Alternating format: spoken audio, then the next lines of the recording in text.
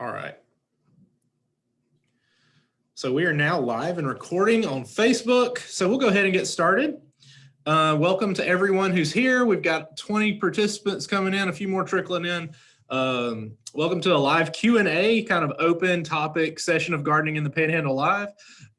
Pretty excited to be back with y'all. I took June and July off. Thanks to Mark for hosting for us. We've got a really good panel up for you today. We've got Evan Anderson from Walton County, Dr. Pat Williams from Wakulla County, Beth Bolles from the far western reaches of Florida, and Mark Tancig from right here in our state's capital.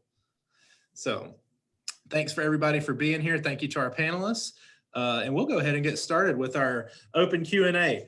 I did not group these questions in any sort of manner because they were super random. Y'all really took the open Q&A thing seriously, so that's good. But we'll get started with Evan.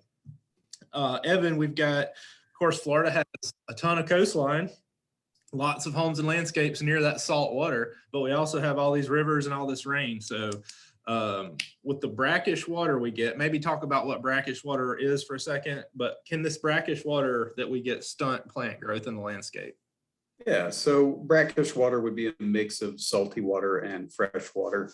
Typically when you have either saltwater intrusion from the groundwater or a place like the Dune Lakes in Walton County or the Bay, you'll get a lot of fresh water coming in and then salt water from the Gulf mixing together and creating brackish water. Sure. You'll see in the chat, I linked to a document from EDIS on reclaimed water use in the landscape. And I know the question wasn't specifically about reclaimed water, but that covers pretty much all the concerns about salinity in the ground. In short, it is possible that you may have some salt getting into the soil. However, with the amount of rainfall we have in Florida and the sandy soil, it tends to wash out pretty quickly. So it doesn't accumulate like it does in drier, more arid regions where that water is percolating up through the water, evaporating on the surface, and then it leaves like a crust behind of salt. Okay. And I feel like a lot of the aquatic plants you see that are actually could be touching the brackish water are adapted to it anyway, right? Yeah, the native plants especially that live around those areas are pretty well adapted to it. They might grow as fast as they possibly can if there's a lot of salt in the water, but if you're planting something strange or not native along the banks of a brackish body of water, you might have some problems, but that's more of an issue of, plant the right thing in the right place. Than, there you go. Look at you quoting Florida friendly principles. Good answer. Beth, I don't know about Pensacola, but it's been pretty warm over here in Bluntstown. So what are some perennials that can still be planted this late in summer and handle the heat? But these folks might still get some color and some flowers through the fall. Got any ideas? Yeah, I have a few ideas. Fall is a wonderful season for perennials. We love our fall gardens. We love all the color it offers. And if you are willing to kind of invest and make sure if we don't get rain, which we've been getting plenty to help these establish right now, because they will be a little bit stressed planting things right now, you can still put in some of our perennials. Some of my favorites are Duranta, Sapphire Showers, which is gorgeous, which is pretty hardy until we get a frost. You have Fire Spike, still will be blooming. Your Senna by Capsularis, the candle bush, which is a late bloomer in the fall. That bright yellow one? Bright yellow, and Cassia or Senna. I always have to remember it's Senna now. The butterflies love that. The sulfurs will be all over that as we move into fall. If you grow any shrimp plant, that holds up pretty well in a little bit of shade of gardens. You can get different colors of shrimp plant out there. That's also a favorite of our pollinators. And, any of the lion's ear is a good one. So you have all of these perennials that even though we kind of think of our season as summer, our fall is still plenty warm, and we may not get a frost until, I think last year we got one the very 1st of December, but it could be even later. So some of these will continue to bloom until we really get that freeze and frost. Yeah. if you like things that flower, it's hard to be in a better state in Florida. We get a lot, like 10 months out of the year. It's great. Pat, this is a super common instance here. We've got this client that's new to Florida from Illinois, and they need to know everything as to rural lawns. So this person's got 5 acres. I don't envy you there. Full sun with crepe myrtles, garden beds. Just teach her what she needs to know. Well, first of all, I wish I knew everything to be able to tell you, so I'll just have to tell you what I know. Okay. First of all, and the panelists may agree with me on this one, but the biggest difference between Illinois and Florida is you have soil up there and we have sand. And with that, lawn establishment, depending on different times of the year. I'm going to piggyback on Evan and everybody else today and mention the term Florida friendly landscaping. And Mary's going to put a link in that. And probably the first thing I would say is don't have 5 acres of lawn. We have 2 seasons here, rainy and not rainy. And if you're trying to irrigate all that, probably not the most environmentally friendly thing you can do. There is a push to do more native types of grasses and just not go with the mowing every week. I've seen some new photos and stuff of people who are kind of going to that natural look. And I don't know if anybody else has, where they're keeping their lawns at 8-12 inches and letting the seed head stay in there. And principle number 5 for the Florida friendly landscaping is attract wildlife. Mm-hmm. And if you've just cleared those 5 acres, or it was cleared before you purchased it, then you've displaced quite a few natural critters. And I think it's onus on all of us to reestablish something so wildlife can come back in. And all the panelists will tell you biological controls and bringing in more things will help control all the bad pests in your yard. For sure. I don't know what county you're in, but we have extension agents in all those counties. And for starting something at 5 acres, you've got to partition it. Start in slow areas, and depending on what type of turf grass, it may be too late in the year unless you're going to put down sod. But 5 acres of sod, I don't know, Mark, Beth, Evan, you guys have a good source for 5 acres of sod that's real cheap at this point. So doesn't exist. Yeah. I don't think anything is cheap at this point. No. But do contact your extension office and they can send you in the right direction. But download the Florida friendly landscaping. There's a lot of information on that site, and that's where I would start off. That's awesome, Pat. Yeah, I mean, all that general information is super good. And like Pat said, your specific extension off agent will probably be able to get out there into that place with you and help you drill down into it. Mark, we were just talking about this one before everybody got on, before we went live today. Mark, where can native plants be obtained? Well, The there's natives have gotten super popular, right? native plants. I know Where can we buy them? one of the questions later on is kind of like the gardening, what's hot in landscaping. Native plants have been hot for a while, and they just keep getting more and more for sure attention. But so native plants, great option. Pat just mentioned, some of those, the wildlife is going to benefit from native plants. You're going to have less maintenance with native plants. So really good choice. And as far as where you can get them, more and more locations are offering them. But the link that we'll put up in here, I think Mary just got it in the chat there.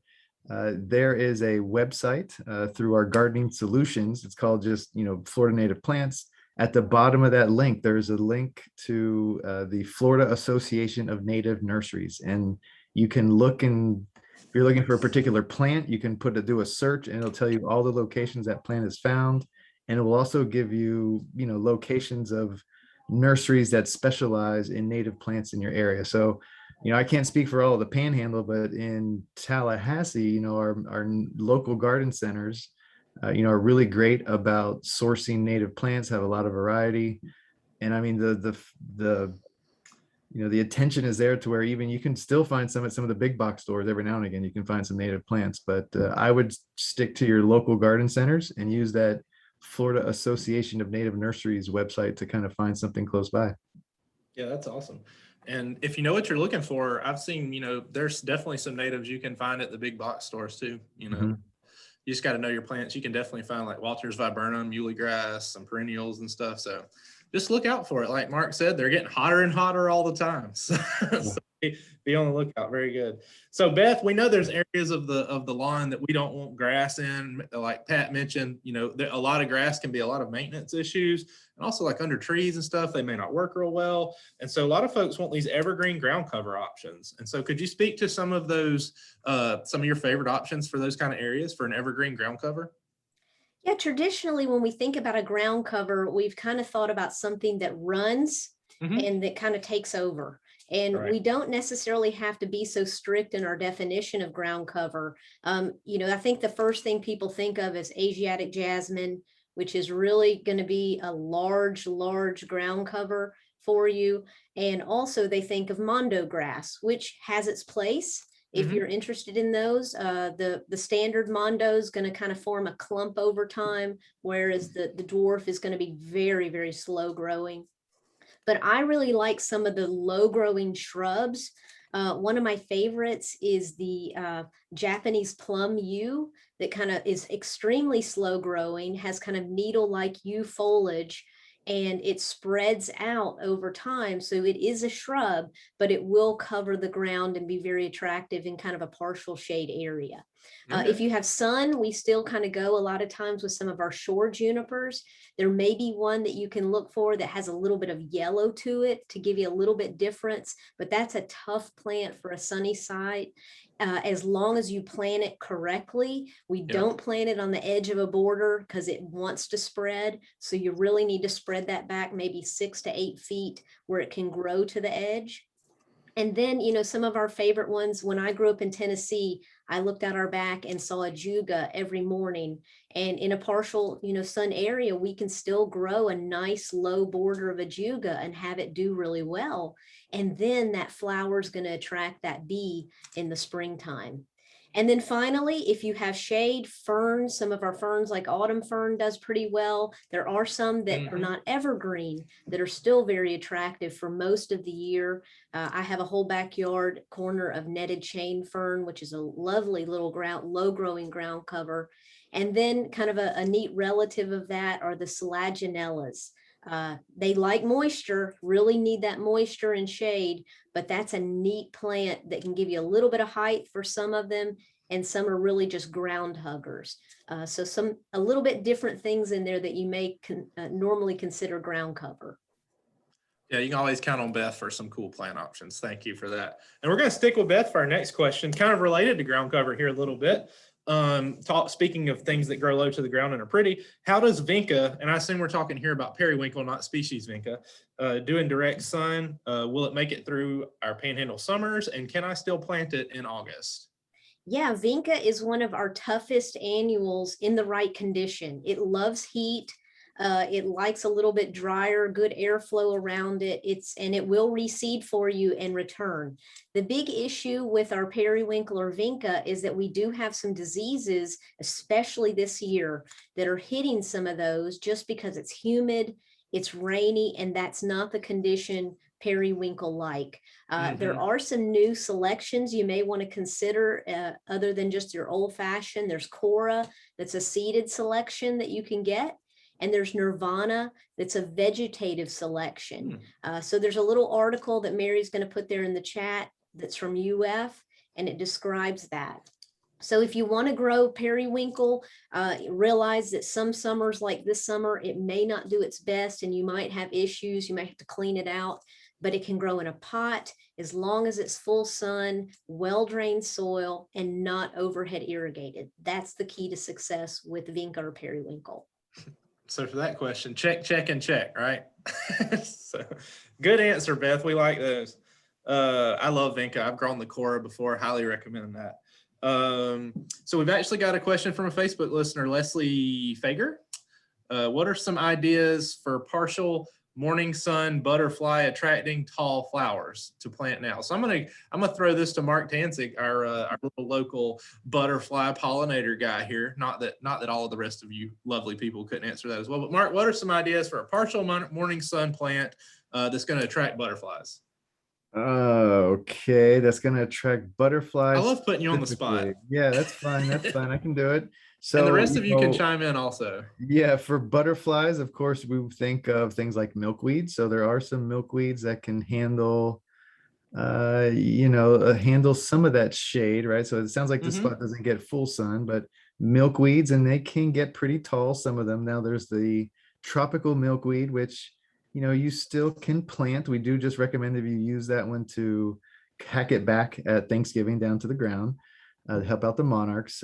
Some other things that like the kind of partial shade that are tall. There's like what it was, salt and pepper plant, right? That's kind of a native plant that attracts a whole lot of pollinators.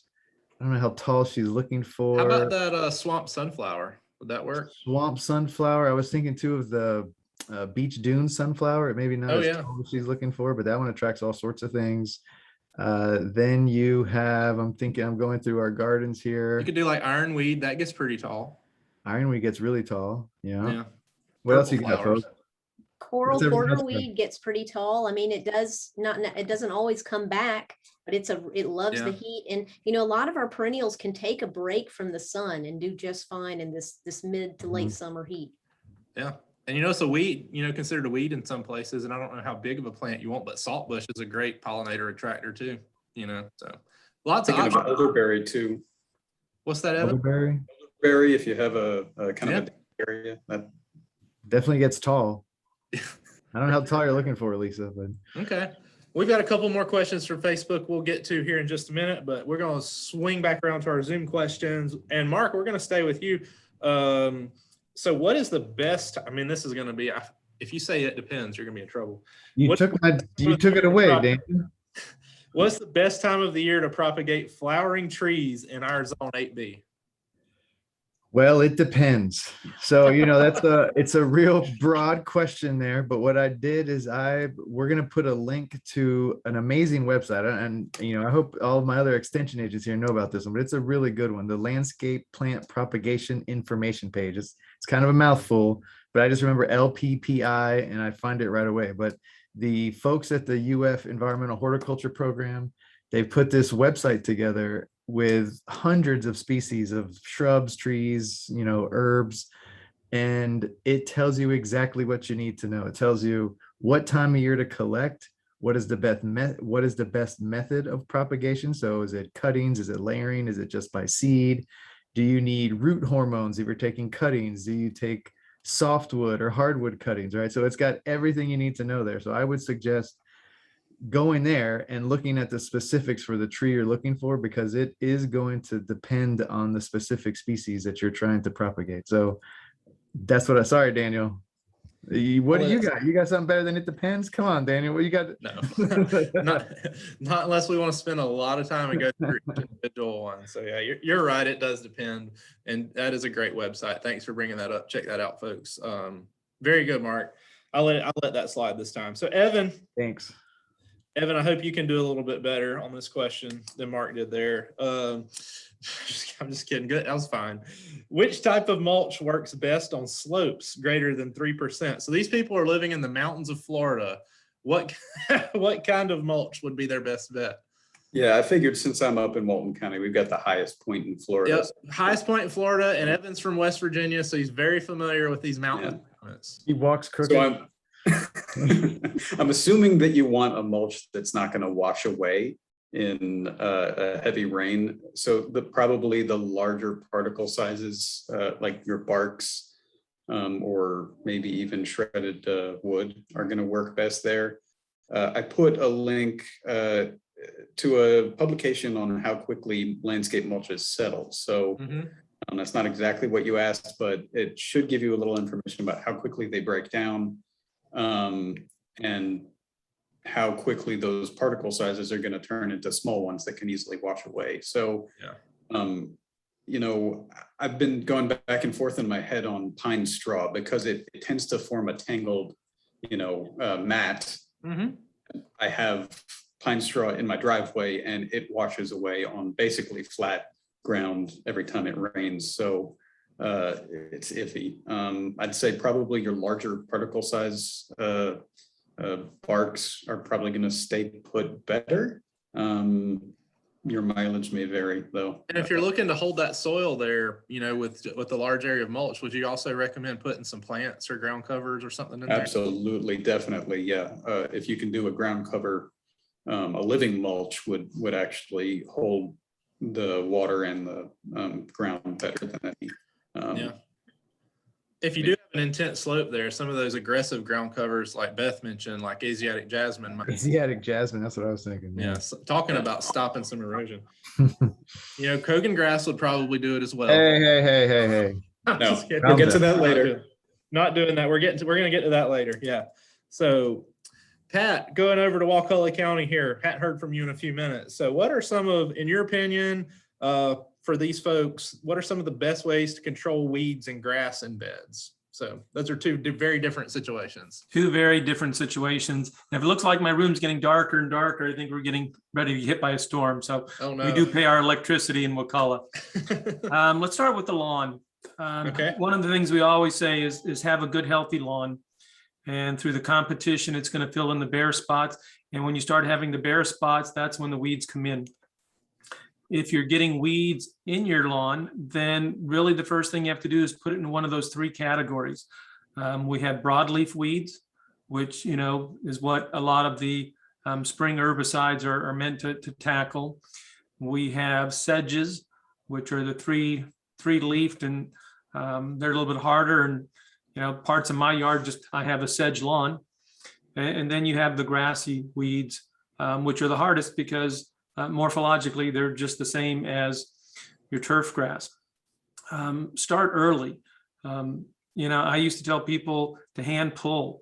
Currently I'm renting a house, and if I killed all the weeds in my yard, I'd have no lawn. So Right. Don't pay any attention to this.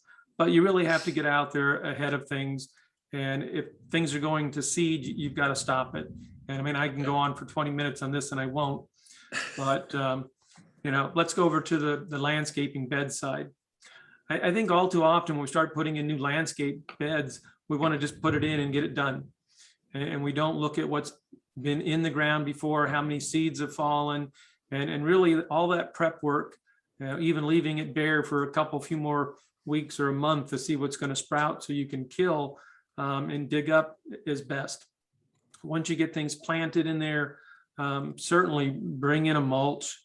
And, building off what Evan said, we've got research now that say the larger particles of mulch actually reduce weeds, because in the finer mulch, the seeds, if you're going to go buy trees, like Mark was saying, those are all grown in pine fines, which is all just bark decomposed.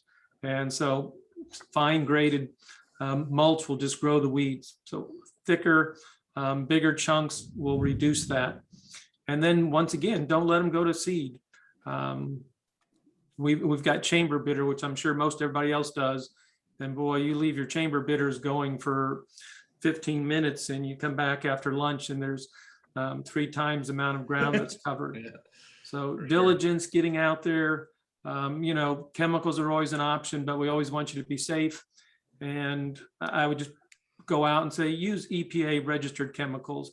I know one of the big trends lately is to mix up your own concoctions, but we don't know what those are going to have long-term effects and underground and how it changes soil chemistry and or wildlife and Right. things like that. Better to use those that we know what's going to happen, right? Yeah. Okay. Thanks, Pat. Beth, we've got a question from Facebook. Carolyn noticed the leaves on our blueberry plants are turning black. I've seen this before. Should she prune spray? Without seeing a picture of it, it's hard to know exactly, but just from that description, what would you recommend? Well, it is very hard. We want to get the correct diagnosis. So absolutely send us a picture so that we can make sure of what we're seeing. If it's part of the leaf itself, or if the black is from an insect that's feeding and leaving honeydew behind and black sooty mold is growing. Right. Because those can be very different managements. If it's black sooty mold, we're going to be looking for some kind of sucking insect pest. And then we would choose something, maybe one of our least toxic products, weather dependent, that's labeled for fruit.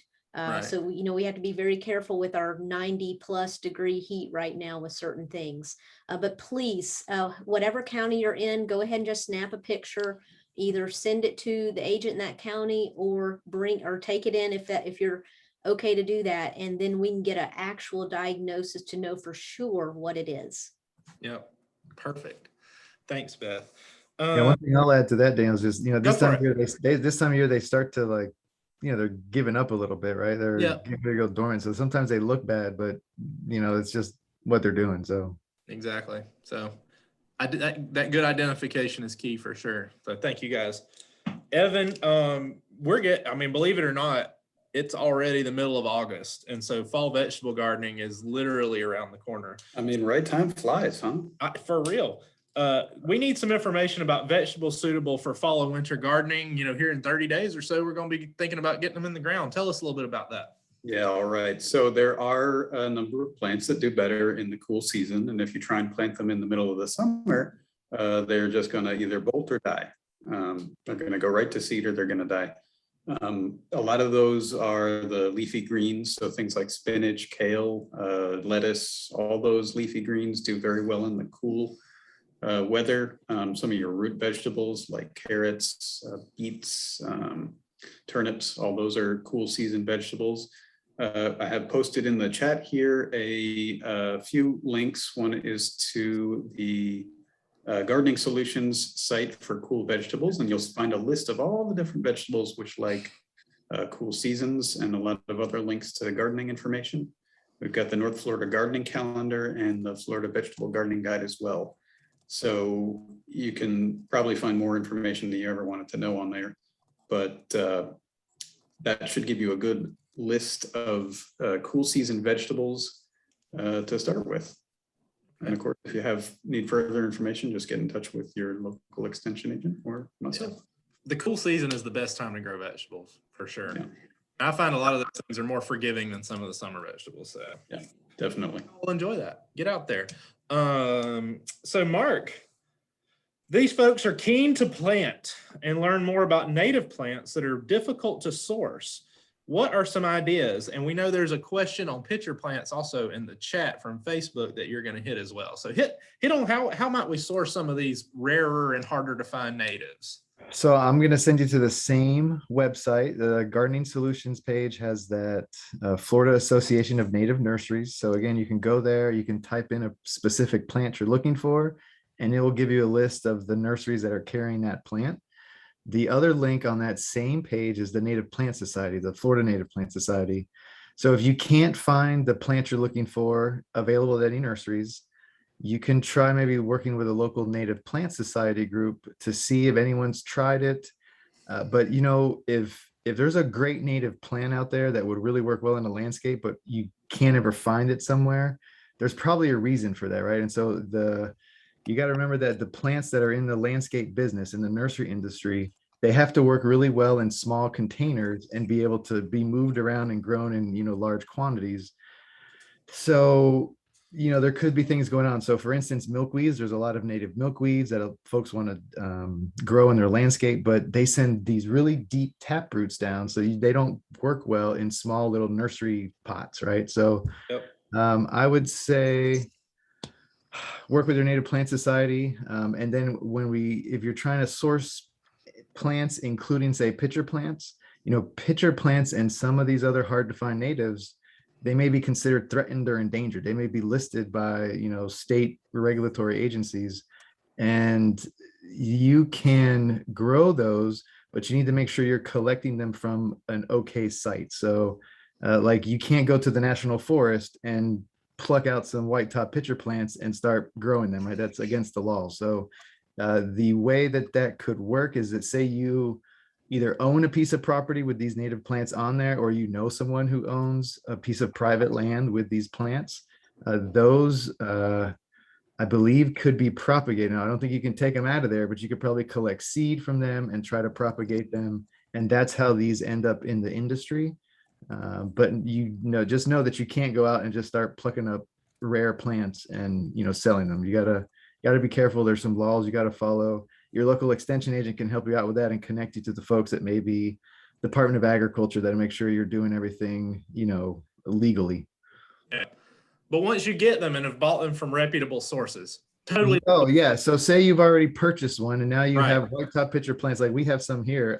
Yeah. They were here when I got here. I have no idea where they came from. I know nothing. I know nothing. They were here, but say we have white top pitcher plants in a bog garden here.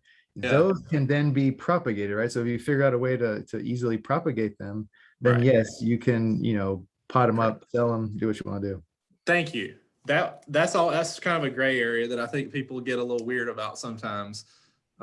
Once you have them from reputable place, purchased correctly, it's all yours. Go for Then it's yours. Yeah. And the Yeah. same thing with private property. If it's on your private property, you have Right. more ability to propagate them. But Do not just go into the Apalachicola National Forest with your shovel. No.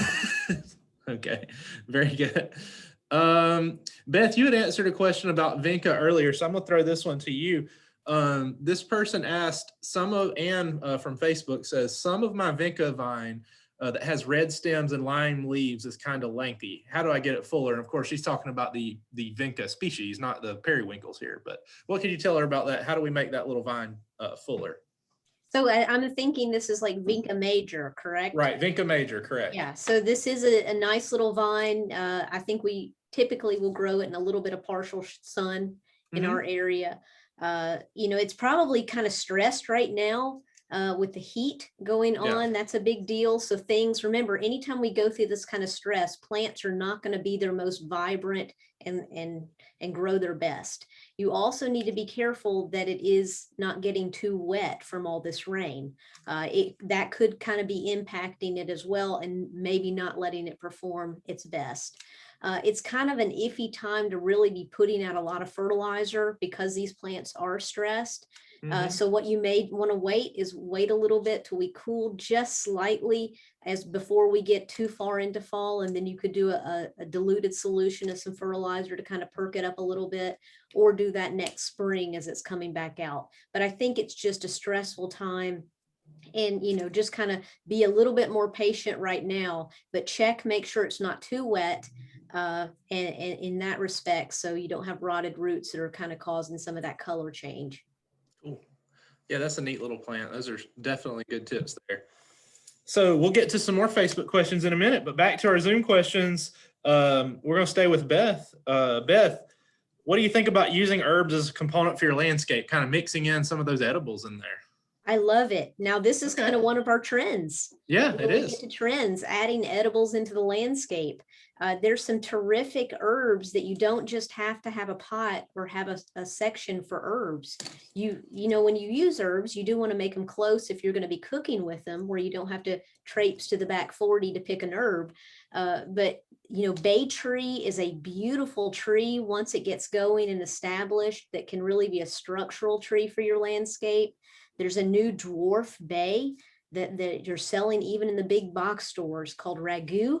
You may want to give it a try as kind of a foundation plant. Yeah. But we know there's some smaller rosemaries. There's Chef's Choice, there's foxtail that won't be too overpowering in that landscape. And then, of course, oreganos and thymes can be good ground covers.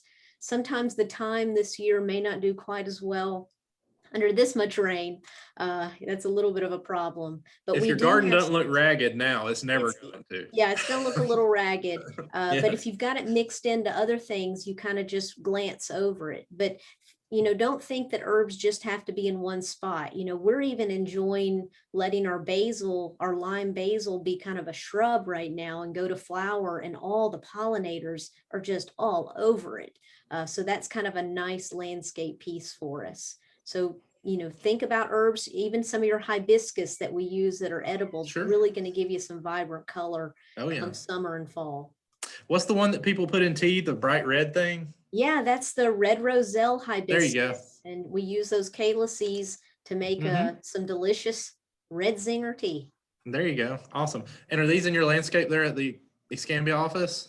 Yeah, we have quite a good selection at the office of different herbs and edibles that we use, even edible flowers like pineapple guava. I was going to say, if y'all are in the Pensacola area, one of my favorite gardens in the Panhandle is Beth's Escambia County Extension office in their yard there. So go check it out. Thank you. There you go. See some of those ideas she's talking about. Let's hit this canna question. So folks, can cannas get leaf rust? So the person has lots of rain, leaves are having yellow spots. Anybody got any idea what might be going on there, and how she could solve that? Mark, your mic is on. They can get rust. And just like Beth was talking though with the blueberries, the best thing to do would be get a good picture or bring us a sample so we can confirm for sure what's going on. Right. And I know there's a question coming up later, Daniel, about, with all this rain and high humidity and heat, is there any way to prevent these things from happening? You can't do anything about the rain and the temperature, right? So there's some things you can try to do, giving them plenty of air, make sure they're not, all packed together. But with some of these, fungal problems right now, there's going to be kind of limited things you could do unless you are really preventatively putting out fungicides often. But, like for cannas, they might look a little bit ratty now, but they'll be fine. So, maybe it's not worth, spraying them too much. There you go.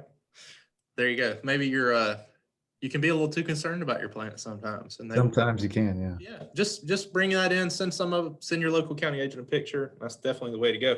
Evan, I was joking about Kogan grass earlier, but in all seriousness, it is a terrible invasive plant across Florida, and particularly here in the Panhandle. You can't ride more than a mile in any direction and see it, it seems like. So assuming we have Kogan grass in our landscape, how could we eradicate that? Yeah, and we do have Kogan grass in our landscape bed if you look around hard. Yeah. In my yard, my neighbor has a big old patch of Kogan grass right on the other side of the fence.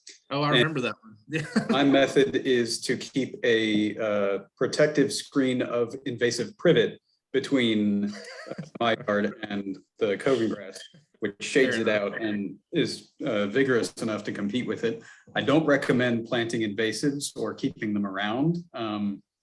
So your other options are basically herbicide sprays. There are 2 labeled for use on Kogan grass, and that is glyphosate, which is Roundup, and imazapyr, which is arsenal. Right. Be very, very, very, very, very careful with imazapyr because it will kill any trees or other plants around when you spray it on the ground. It'll get into them and murder them all. So I don't recommend that one usually.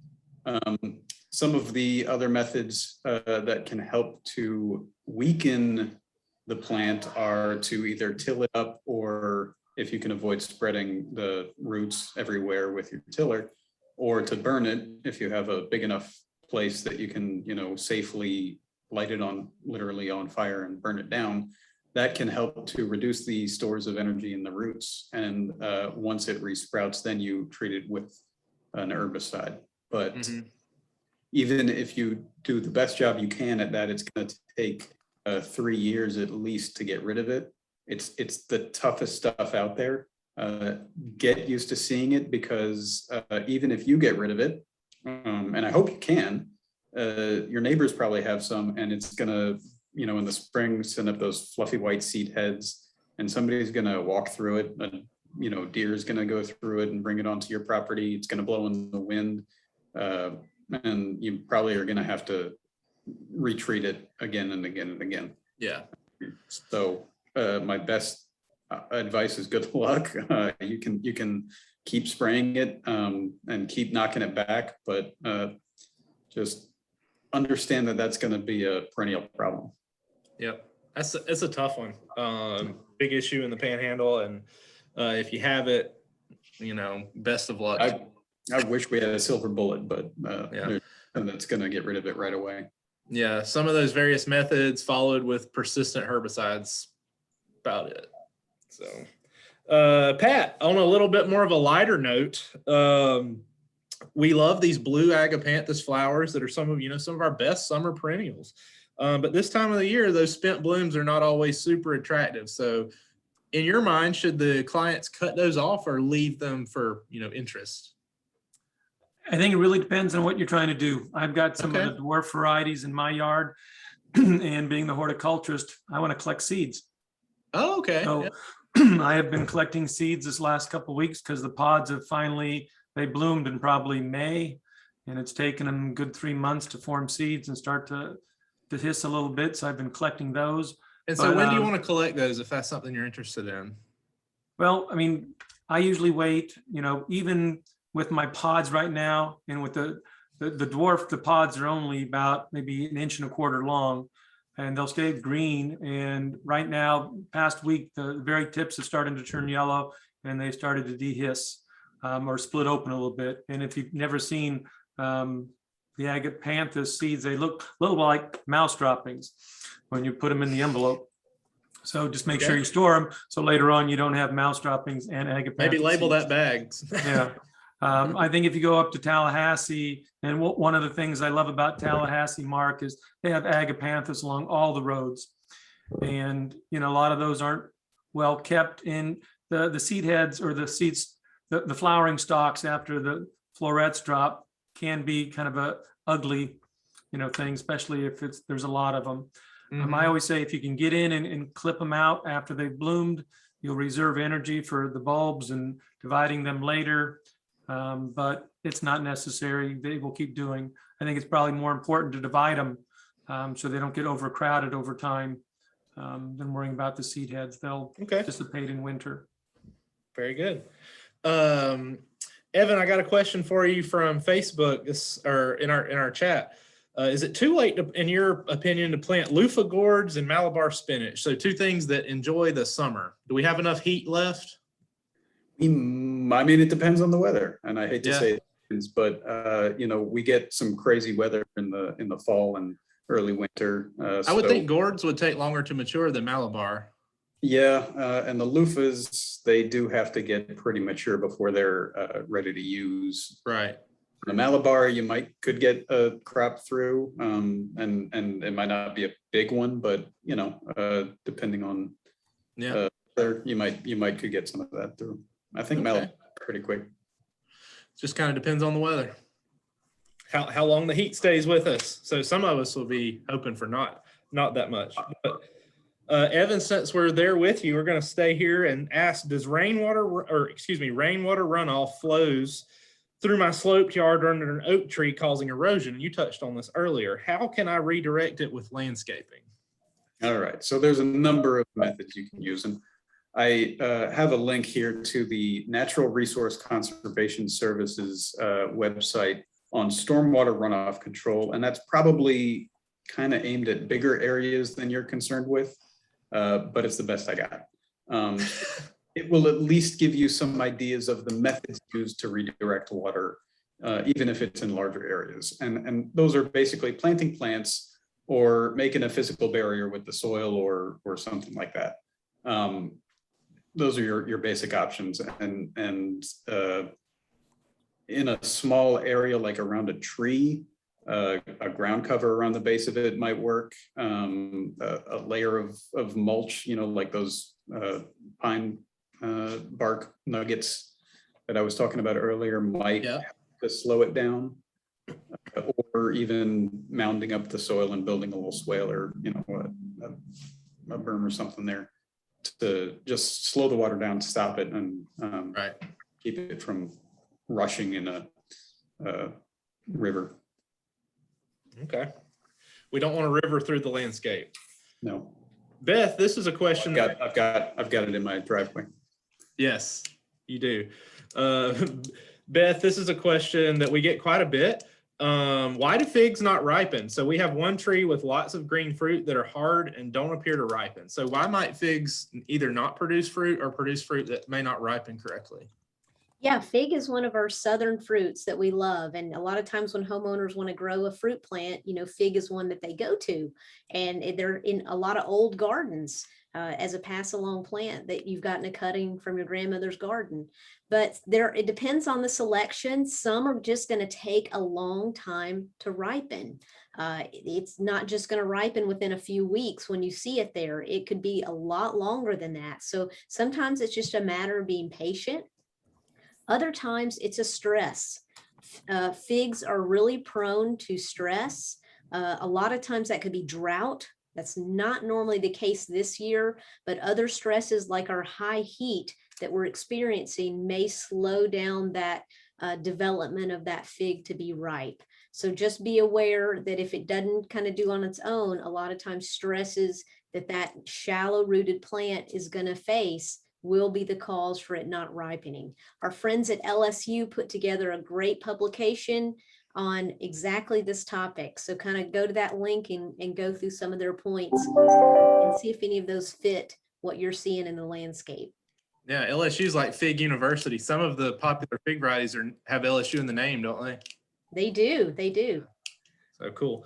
Mark, you've been all over the native plants today, and you hit on milkweed a little bit. So this person planted native milkweed and has lots of monarch caterpillars, and obviously they want to see those caterpillars turn into butterflies. So are there steps they should be taking to protect those caterpillars, or she just leave them to their devices?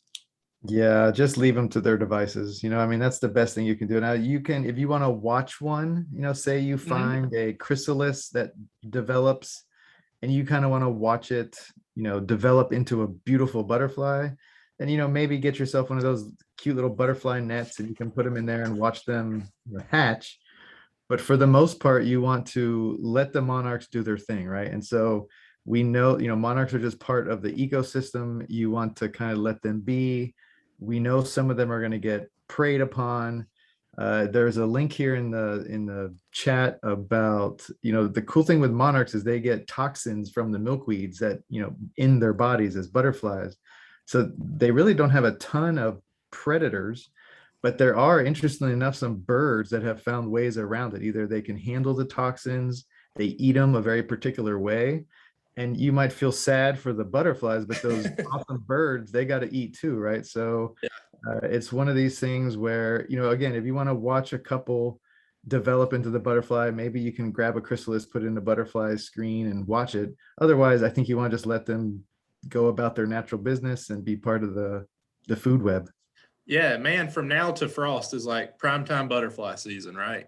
Yeah, and we get a lot of calls. You probably get them too. Of people wanting, the nurseries are out of milkweeds, and the monarchs are eating everything. And yeah, there's also some research I think that talks about if you do that, that the availability of resources gives them a cue to kind of move on and to go about their business. And if you keep providing them with this source of food, they may not leave, then they may not they might get stuck in the freeze, they may not overwinter properly. So right. The best thing to do is just kind of let them go about their business and enjoy them and observe them. There you go. Thanks, Mark. Beth, you touched on this one earlier too, but let's dive right into it. So as you observe horticulture at large, what are some of the top trends in landscaping these days? This year's been interesting with last year added to it because houseplants just blew my mind.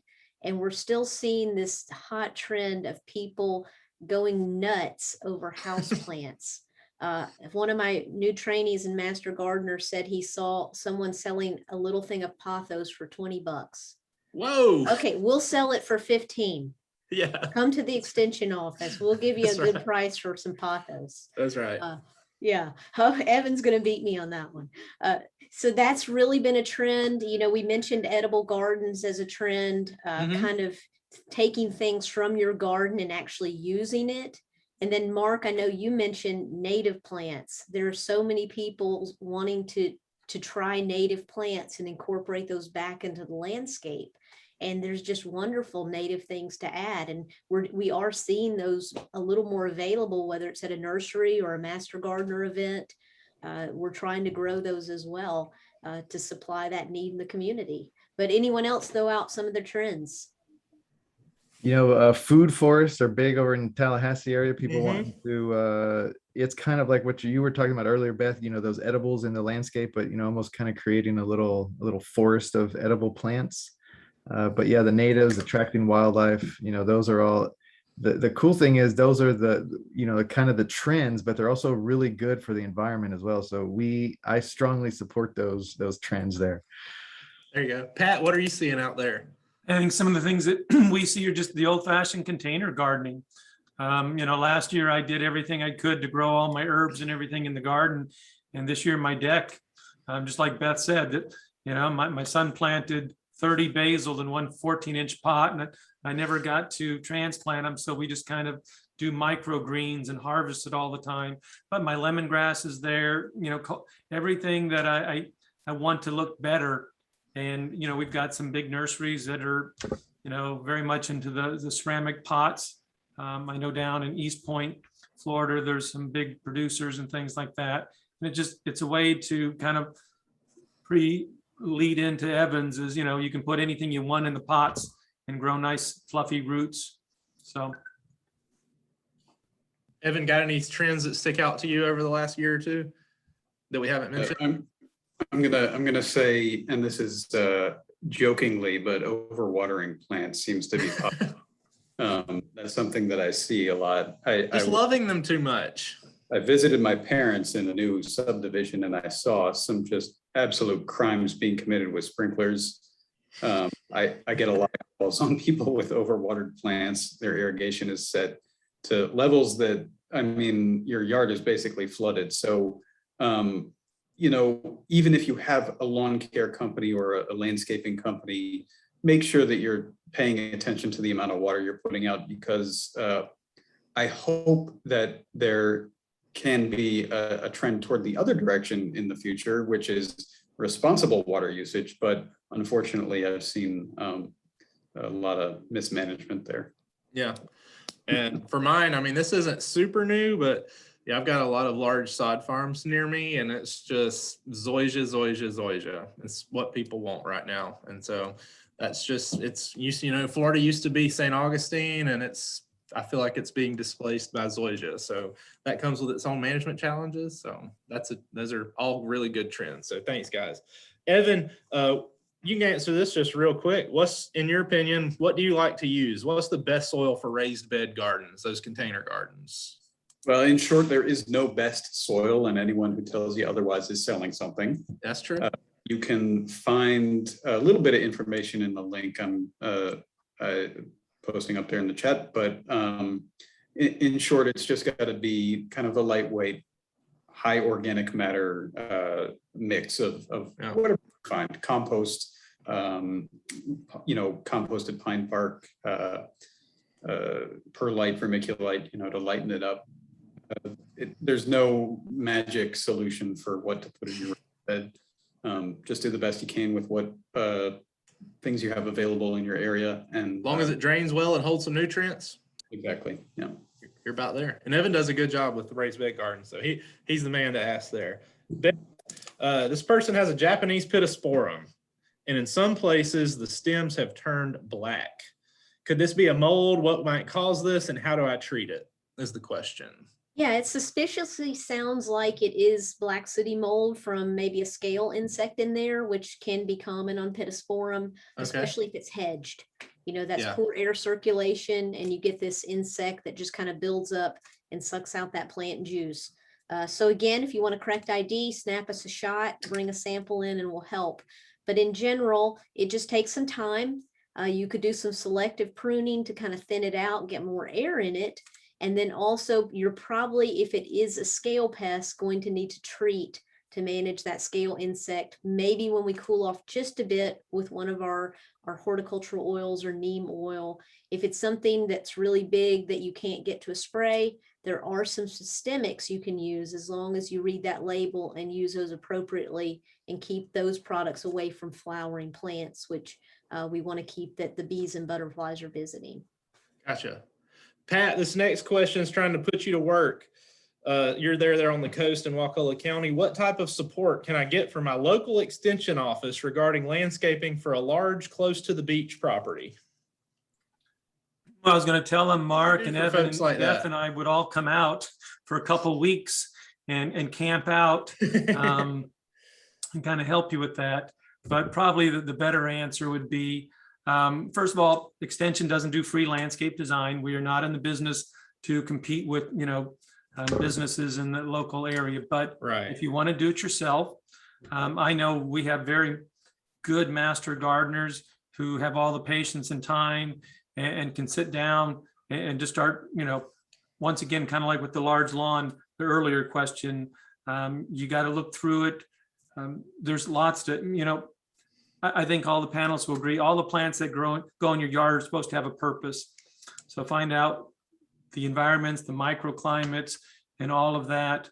Evan touched on that brackish, you know, plant need for, and, you know, with the storms coming in and storm surge, looking at that down the road. But basic is just go into the local extension and see who they've got.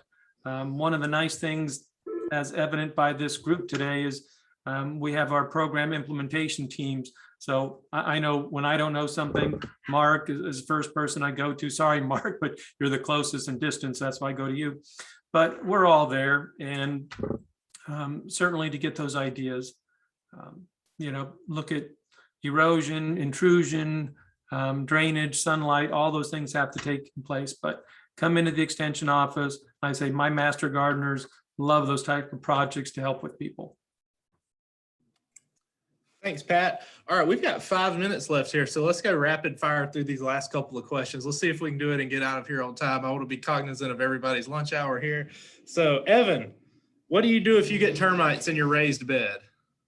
All right, rapid fire. Keep them away from your house. So removing near your house that's going to let them, creep in. If you do need mulch right near your house, keep it to 2 inches or less so it can dry out. And the termites like moist areas, so keep that away. If you're worried about the actual wood in your raised bed getting eaten up by termites, well, they're not going to do any harm to your plants, but you might have to replace the wood or use something like Trex board that's not easy to them. So there's termites out there everywhere. Don't worry too much because they're going to be around and they're going to eat dead wood, but just keep them away from your house is the main thing.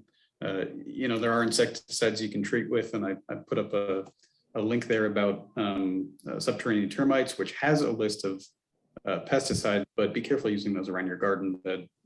Just kind of either them or replace it with something they don't like to eat. Excellent answer. We'll take it. Thank you. Mark, when should bulbs be fertilized? I know what you're about to say. I can see it on your face. Go ahead and say it, Daniel. No. So it depends, It right? depends. On the particular bulb you're growing.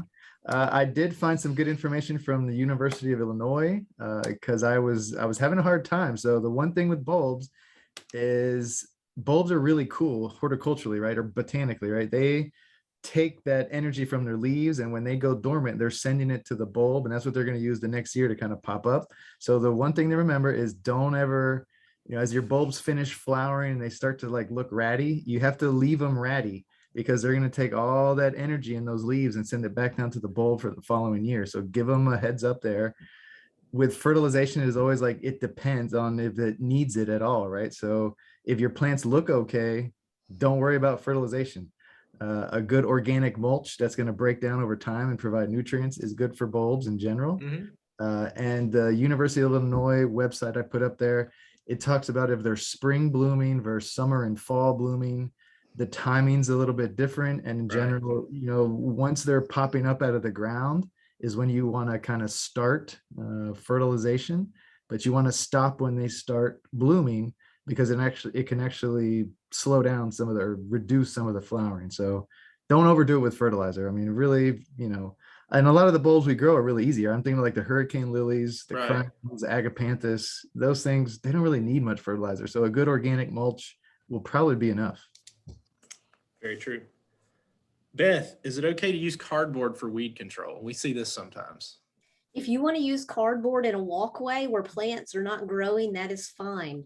But do not use it around plant material. There's some great research out of Oregon State, and if there's a link in there from our garden professors, what this cardboard can do. A lot of materials are coated or lined.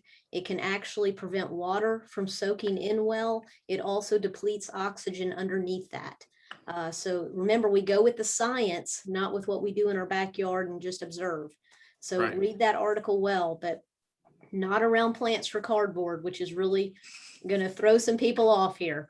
Mic drop on the cardboard. Very nice. Yeah, and one thing too, that may be the reason they're in the garden bed getting termites. Termites love to eat cardboard. Okay, there you go. If you're concerned about termites, stay away. You heard it here first. So, Evan, this is a very broad question.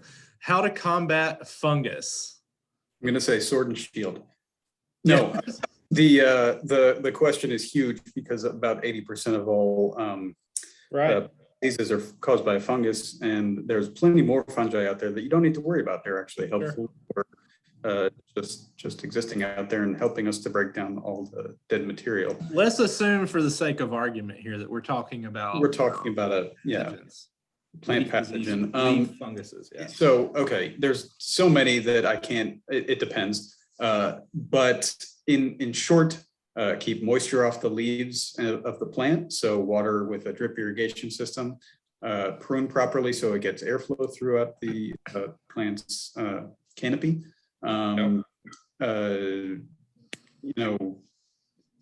Choose resistant varieties if you are seeing a perennial problem with the fungus. And then if you have to, you can use a fungicide.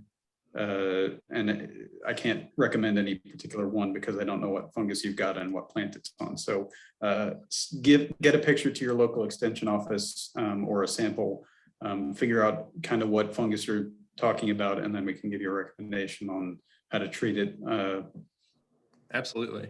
The best I can do for such a broad question. Thanks, you did a good job. So we're right here at 1 o'clock. So for everybody that's here with us, we have 2 questions left. So if y'all will stick with us just a minute or 2 more, we'll get to these last 2 and get y'all out of here and on to the rest of your day. I really like this question, Beth. We've both dabbled in this. This person's interested in moving away from a monoculture turfgrass lawn. What are some suggestions like perennial peanut that could be used here? Remember, Pat already has this.